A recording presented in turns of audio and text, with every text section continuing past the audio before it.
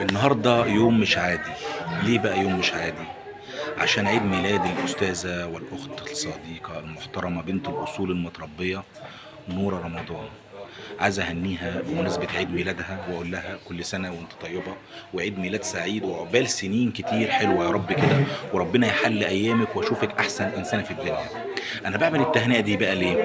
أنا من نادي لما أعمل تهنئات لحد، بس أنا بعملها ليه؟ في مثل كده بيتقال بيقول لك البنت دي ب100 راجل. المثل ده ينطبق على نورة رمضان، هي فعلا بنت 100 راجل، لان فعلا بنت جدعه وبنت فعلا راجل في اسلوبها وفي كلمتها، وانسانه ذوق جدا. وانا طبعا شهادتي فيها مجروحه مهما اقول، بس انا بتمنى لك الخير واتمنى لك السعاده في كل وقت حقيقي، وربنا يسعد ايامك واشوفك احسن انسانه في الدنيا، وعيد ميلاد سعيد وعقبال سنين كتير حلوه. و... وعايز اقول للاستاذ محمد جوزك، انت زين ما اخترت بجد. ربنا يخليكم لبعض ويبعد عنكم اي حاجه وحشه، وعيد ميلاد سعيد. ربنا يحل ايامك ويوفقك في كل حياتك. اخوكي الاعلامي احمد اسامه.